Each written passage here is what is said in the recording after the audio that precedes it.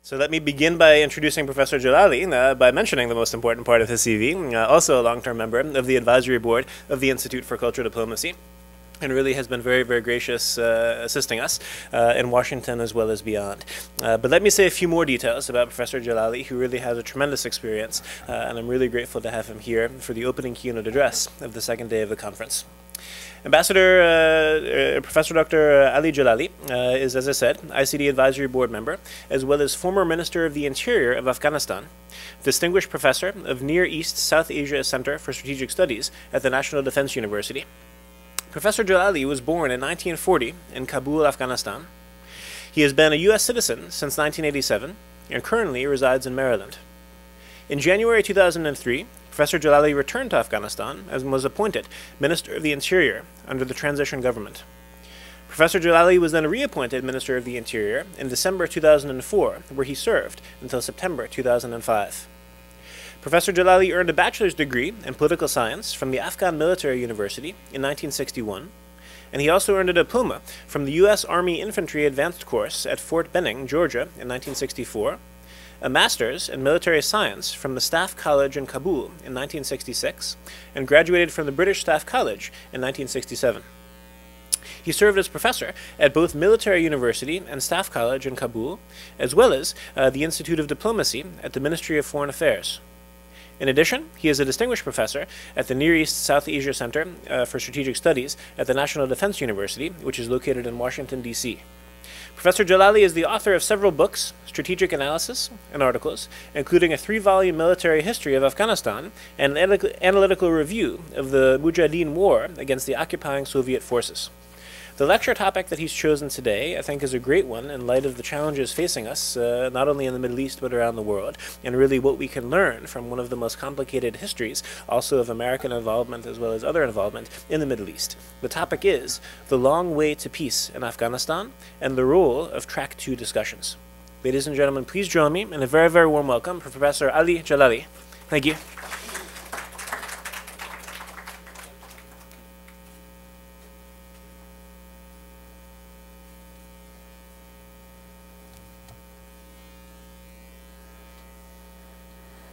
Thank you, Frank, and always a pleasure to interact with the Institute of Cultural Diplomacy. And good morning.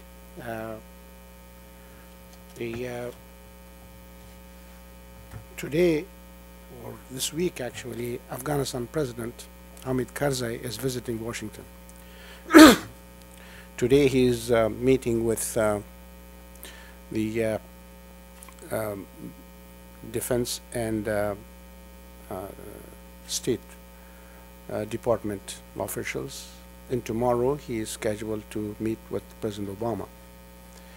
This visit is very important for both countries, and the focus of this visit is how this transition of security from international forces to Afghanistan will take place, and how the stability of Afghanistan can be ensured after 2014 when the international forces leave Afghanistan, including U.S. forces from Afghanistan, and how between 2014 and 2024, which is called by NATO as the decade of transformation, will be supported, that transformation, by Afghanistan and also by the international community. And specifically, the mutual security agreement between the United States and Afghanistan is something which is being negotiated now. Probably it will not be finalized now during this visit, but maybe some of the fundamental issues will be discussed for its final adoption. And at the same time, how the international forces will ensure that Afghan national security forces will be able to take over full responsibility for their security in a very troubled region in the world, which is South Asia.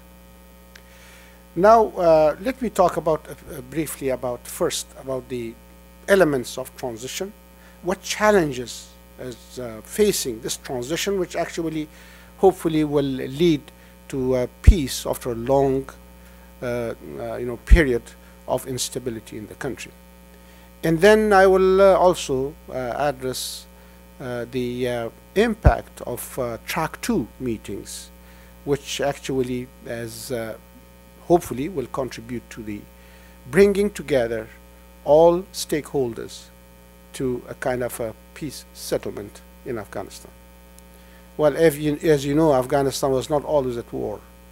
Before 1979, Afghanistan was at peace with itself, at peace with its neighbors, at peace with the world. It was the most tolerant country in the world, the most moderate Islamic country in that part of the world. But in the past 30, 35 years, Afghanistan became destabilized, mostly first by outside interference. First by Soviet invasion of Afghanistan, then the response to that invasion, which actually brought other elements from all over the world to fight that invasion, and finally they created a kind of an unstable area which continues to affect the lives of every Afghan man and women. The transition which actually was adopted, or the plan for adoption in London in 2010, January 2010, then it was approved and endorsed in several other NATO summits, and Lisbon and Chicago and also in Bonn since then. It has 3 elements, this transition: security transition, economic transition, and political transition. These 3 transitions are coming at the same time, 2014. That's why 2014 is some people call it a year of tsunami in Afghanistan. 3 major earthquakes can take place in Afghanistan in 2014. How to make it very smooth, how to make it kind of lead it toward a very positive end.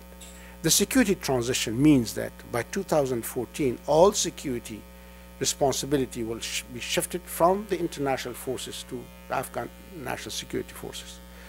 It means that all 66,000 US troops will leave Afghanistan, plus 30 or 25, 30,000 troops from other NATO nations. Is the Afghan national security forces ready for that? I will come back to this issue. The second transition is economic transition.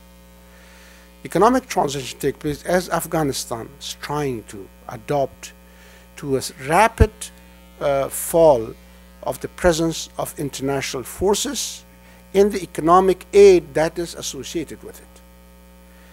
You know, now with thousands and tens of thousands of international forces in ISAF, which is International Security Assistance Force in Afghanistan, has a major logistic tail in a legion of contractors, which actually dominates the economy of Afghanistan. With a sudden, departure of the international forces, it will be a major impact. It would have a major impact on the economic situation of Afghanistan, particularly in major cities. How to adapt to this economic, transition. And third is political transition. Political transition, by 2014, there's a presidential election in Afghanistan. By Afghanistan constitution, President Karzai cannot run again because he will finish 2 terms in office, and after 2 terms, the constitution will not allow President Karzai to stand again for re-election. So there will be presidential election. What makes the difference here is how the Afghan people look at this election.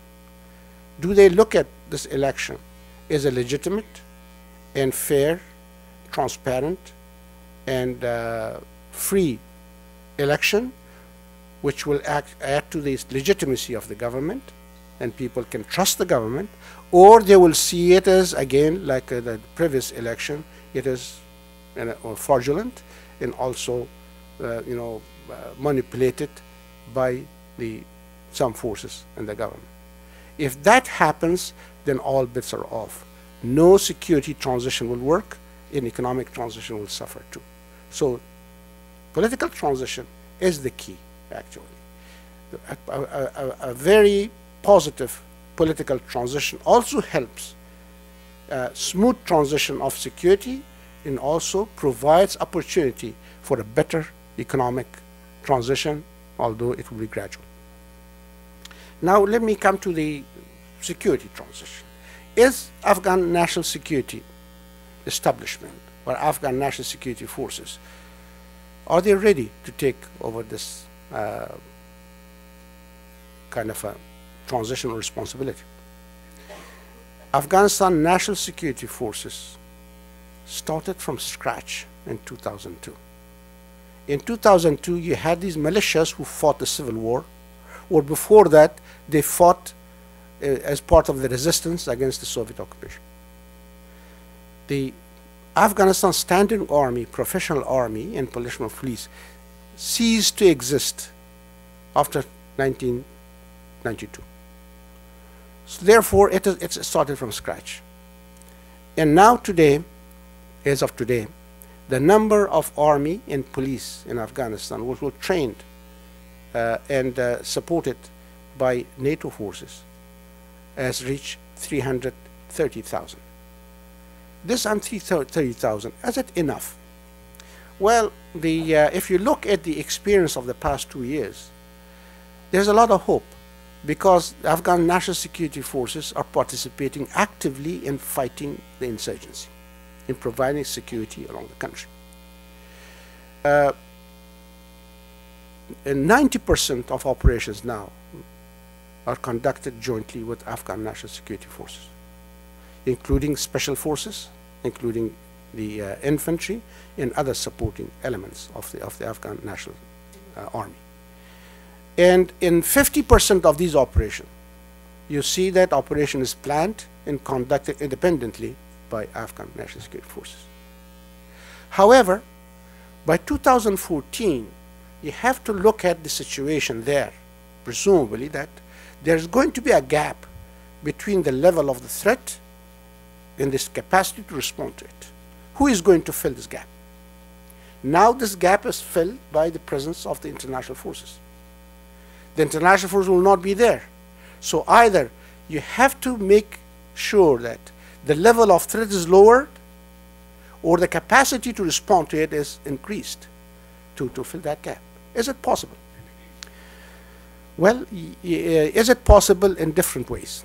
First of all, if reconciliation with the Taliban and other insurgent opposition make some progress by 2014, this will lower the level of threat, will make it easier for the Afghan national security forces to respond to it. Second, if that does not happen, then if there is cooperation from neighbors, particularly Pakistan, to make some progress in preventing the insurgents who are based in Pakistan to reduce their attacks across border, or whatever. Of course, Pakistan has its own problems too. And third, if the Afghan national security forces are supported by 2014 to conduct independent operation against armed insurgency. And finally, if Afghanistan look at the elections, presidential election by 2014 and 2014 as a legitimate election, and this increases the trust of people in the government, they can mobilize their forces to help Afghan national security forces respond to the level of threat by 2014. These are elements that are going to make a difference between now and 2014, and I'm sure that these are the issues being discussed during the President Karzai's visit in Washington this week.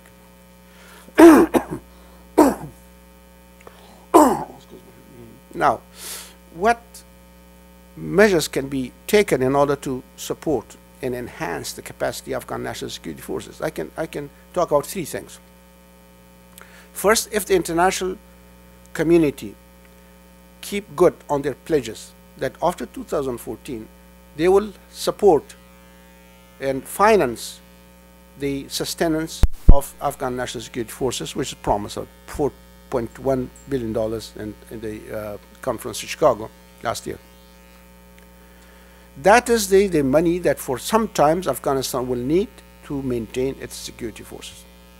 A security forces created by the international force community is not going to be supported and budgeted by Afghanistan resources, because Afghanistan will be able to pay for itself only by, according to IMF, by 2023. Until 2023, they need that support. That's one. Second, if the strategic cooperation agreement between the United States in Afghanistan, in NATO in Afghanistan, goes forward to give this assurance of strategic assistance to Afghanistan, not only monetary assistance, not only presence of forces in Afghanistan, but a kind of strategic partnership goes ahead, that also can help the Afghan National Security Forces capacity. And third, the Afghan security forces now conducts operation only by having support, certain elements of support from the international forces. That is air cover, which there's no air force in Afghanistan, and other enabling elements like intelligence, logistics, mobility, and transportation. These elements are needed for the Afghan National Security Forces in order to become capable to take over full security responsibility after 2014. Now, with the reconciliation, is it possible or not by 2014? Reconciliation and peaceful settlement takes years.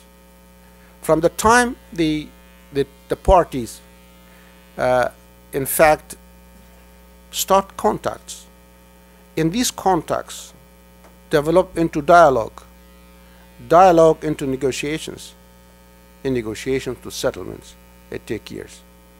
However, during this period, progress that is being made can affect the situation on the battleground. Now, I think the Taliban have realized that they cannot win militarily, as Afghan government also.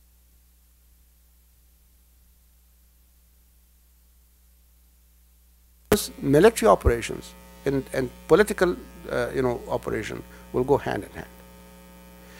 The Taliban from 2010 after the surge have lost a lot of ground in Afghanistan. They can no longer stage major military operations. They refer mostly to terrorist attacks, to IEDs, and assassinations. But the ground that they lost in 2010 were never regained by them. They can realize this. On the other hand, they cannot depend on Pakistan's support forever, because Pakistan is also suffering from terrorism and also from insurgency. In Pakistan's cooperation has increased and been more positive during the past several months, because Pakistan also is concerned if Afghanistan is unstable, this can also destabilize Pakistan's areas, which is already threatening the Pakistan government. So Taliban are not coming back as they thought. They will 2-3 years ago. But there is also the problem of instability in Afghanistan. Some people call it civil war, but it is instability probably. On the other hand, the political forces in Afghanistan no longer believe that fighting is the only way to secure their whatever interest they have, factional, regional, ethnic, whatever. These 8 things creates an environment for peaceful settlement of Afghanistan situation, Afghanistan conflict after 2014. What has been done so far has been fragmented, but at the same time, what is being very, very important and promising is the kind of track 2 discussion with it. Track 2, Afghanistan, there are several track 2 discussions. Track 2 between Afghanistan and Pakistan.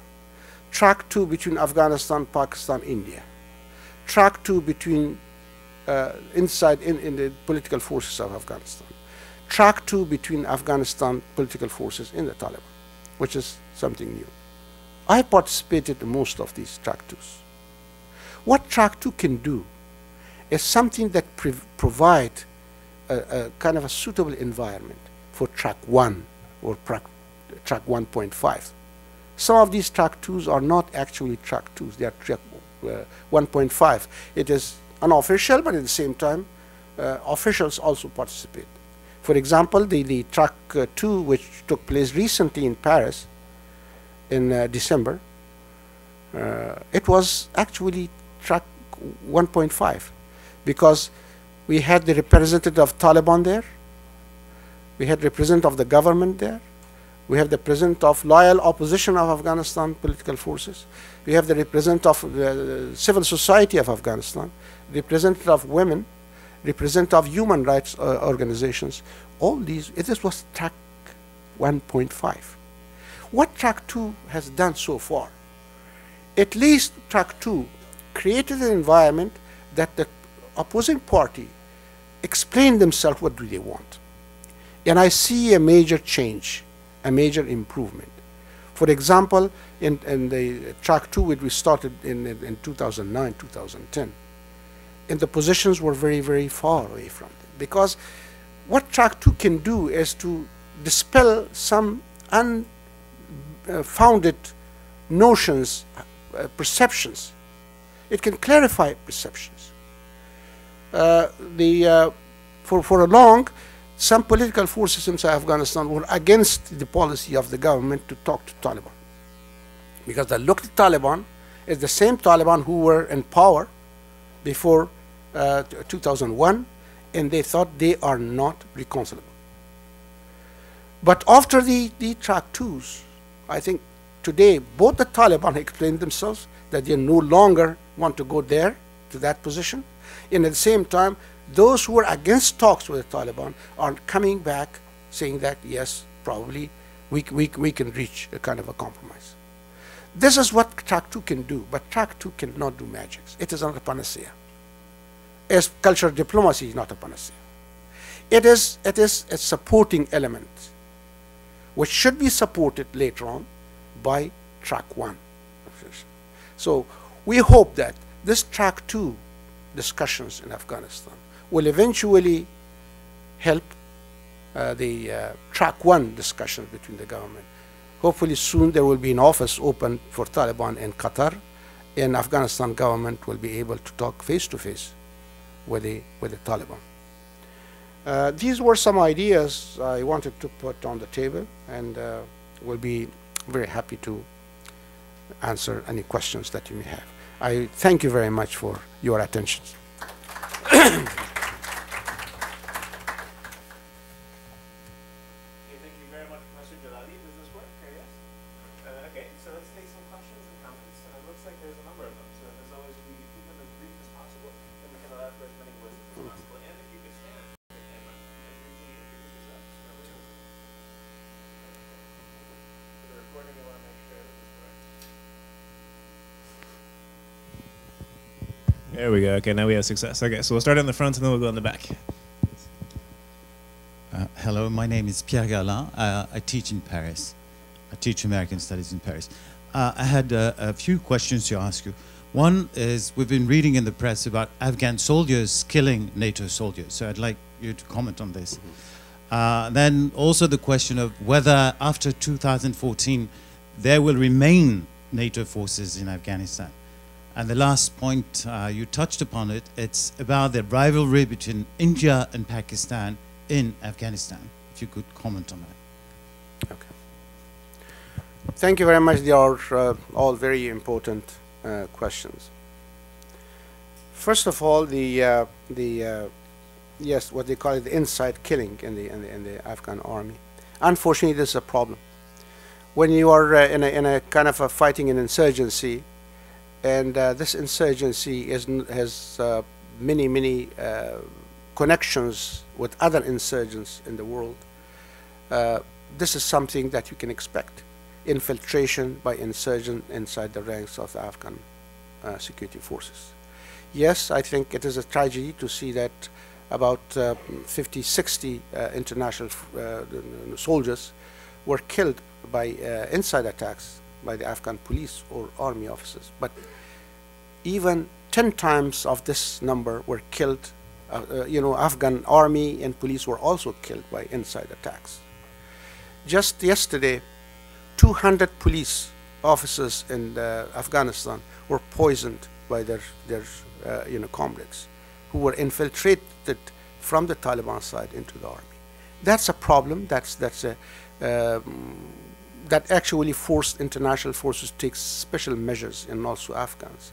For example, in last summer, I heard from one source in the Ministry of Defense that they had to, purge a unit from about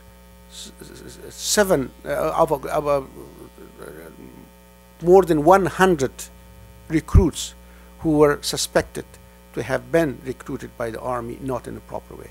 So there are measures taken about it, but at the same time, this is a war, and this is something very tragic aspect of the situation.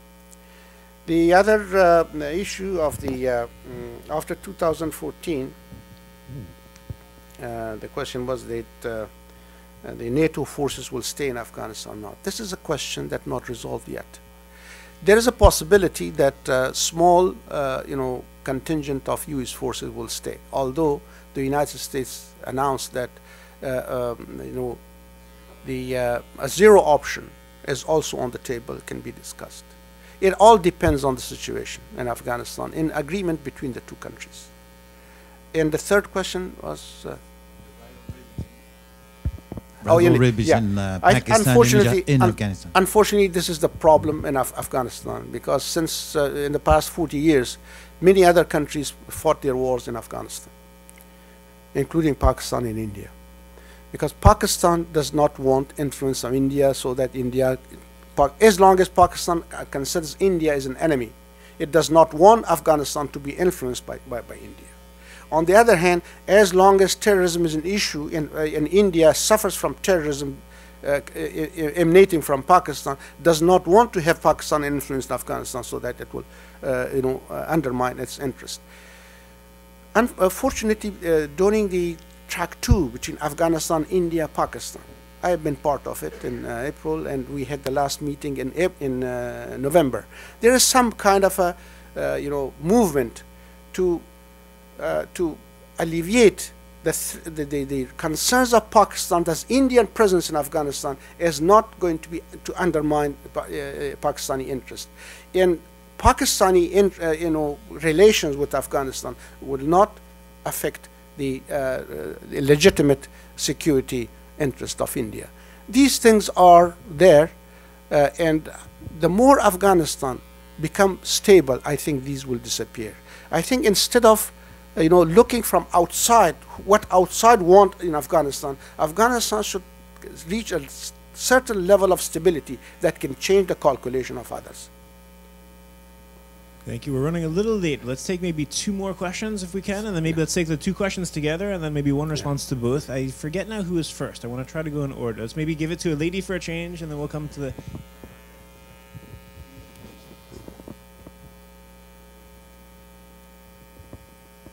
My name is Paula. Is this working? Yeah. My name is Paula. I come from Colombia, and thank you very much for your talk. It was really interesting. My question goes towards, what was a breaking point decision that made you, agree to open a Taliban office in Afghanistan? I ask this because back in Colombia we have a terrorist groups and we're in negotiations at the time.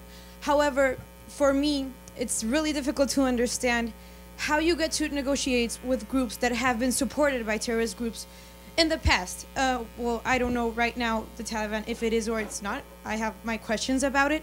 However, I want to understand how you make that decision to negotiate, even though they were supported by terrorist groups. And then my second question goes toward the security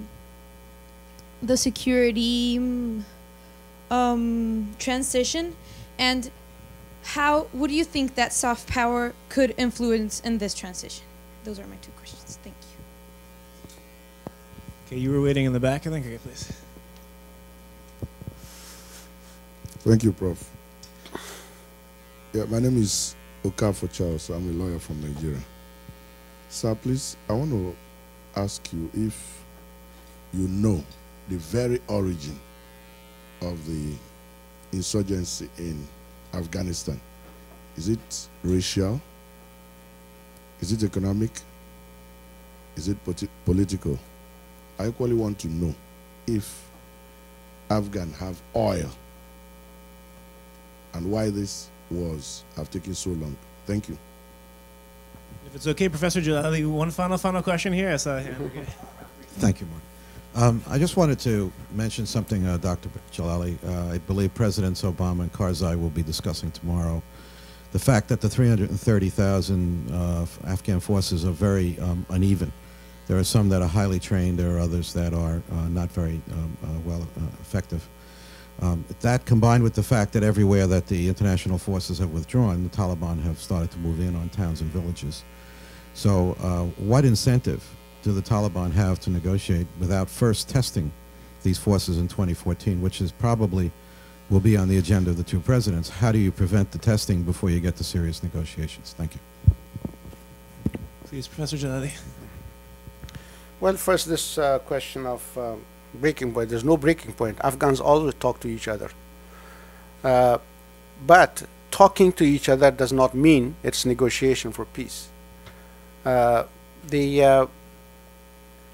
a serious decision to launch a kind of a campaign for negotiation or political settlement of Afghanistan issue was, started in the conference in London in January 2010, when NATO and Afghanistan reached the agreement that Afghanistan should, go from this situation that they had to a transition to a kind of end state in 2014.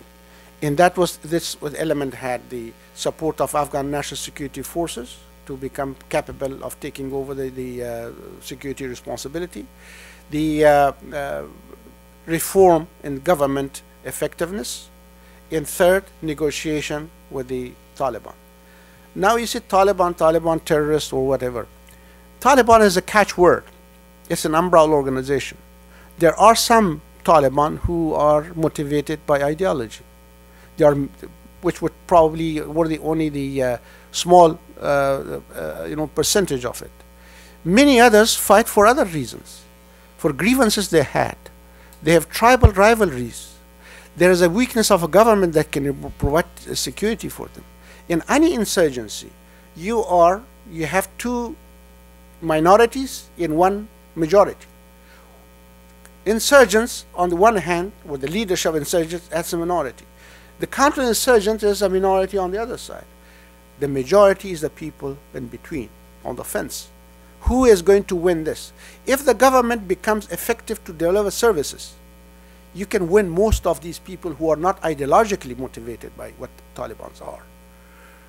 In all surveys that are done in the past 5-6 years, gradually people, the Taliban are losing support in Afghanistan among the population. It is from 11% to 5% to 6%. People do not want the Taliban to come back, but they cannot stand up against them on the behalf of a government that cannot protect them. He improved the capacity of the government to see them that they will stand up against Taliban. So this is something gradually Taliban also realized this. That's why in their announcement, their statements, right or wrong, they are presenting themselves a more moderate, more reformed Taliban now. This is the reason that now everybody thinks maybe it's time for a negotiation to take place. With regards to the another question of what actually motivated insurgency, and I said there are many different reasons for it. Afghanistan was at peace before 1979. The intervention from outside actually created that unstable environment with a weak government that cannot protect people. That actually created the other power centers around the country, and then they were infiltrated, indoctrinated, radicalized by international terrorist groups, and they are fighting. On the other hand, there are people who are fighting for legitimate reasons. They have been, sidelined. They have been excluded, disfranchised, underfranchised by the government that they have. So therefore, the key to fight this insurgency is not the army, not the foreign troops, not money. It is a good government that should come in Afghanistan. And why they should be interested to before testing this? I think they have tested that in the past 2-3 years. In the past 2-3 years, Taliban did not recover the areas that they lost. So on the other hand, you see more people coming to join the peace process. In 5 years ago, 4 years ago, even 3 years ago, Taliban would say they are not ready to talk to anybody. But now they come and they sit with the government in Paris to discuss issues. In the way they talk people, it is totally different from what they talk in the past. This is something that changed that we see in the situation. Professor Jalali, thank you very much for that. We're a little bit behind schedule, but I didn't want to cut this because it's really important, especially giving the visit of the President tomorrow. So thank you very, very much, Professor Jalali, for an excellent lecture and for the discussion that followed. Thank you. Thank you.